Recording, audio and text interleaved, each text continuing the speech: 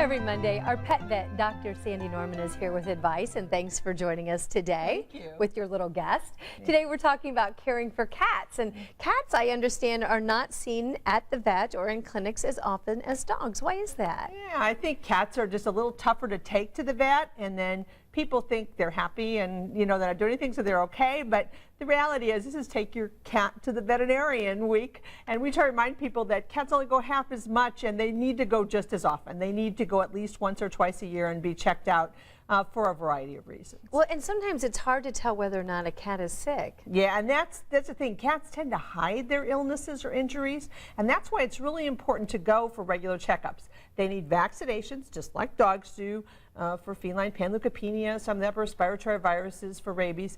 But they also need to be looked at because they tend to just sit there and you think, well, they're okay and they're eating and drinking, it's fine. But unfortunately, by the time we find illness and disease in cats, sometimes it's so far gone we can't do a lot, or we don't have a good solution, or the treatment is so advanced that maybe there's not going to be a great outcome. Whereas if we find the disease earlier, we'd be able to treat it and keep the pet happy and healthy for a little bit longer. But it is tough sometimes corralling a cat and transporting. What's your advice?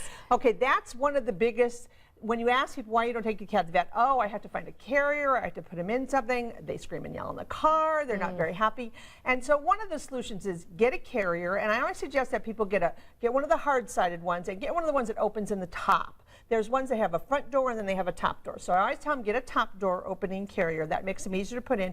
And then put the carrier out 2 or 3 days before you're going to go and let them feel comfortable. Put a toy in there they like, put their blanket or whatever they like to, so that it's not such a bad place to be. And then I know it takes time and effort, but put them in there and make it as short a period of time as all. Cats are not great car riders. We all know that. They tend to scream and yell. So when they get comfortable with the carrier, then they'll crawl in there, and maybe they'll be a little less anxious when they get there. And then a lot of veterinary clinics are very attuned to cats and dogs. They have a different entrance for cats. They have separate rooms for cats. So if your cat doesn't like a dog, they're not coming in contact with the dogs. And we have cat-only clinics also that treat only cats. That's helpful. And tell us real quickly, who you have here today. This is Mr. Stiles. He's from the Humane Society of Indianapolis. He's a 2-year-old neutered male. He's very nice. He'd probably be very happy all by himself in a lone cat household, and he's very sweet if you give Mr. Stiles or one of his friends a home. There's the Humane Society of Indianapolis, and he's wagging his tail. So yes, he must very like pretty. being here.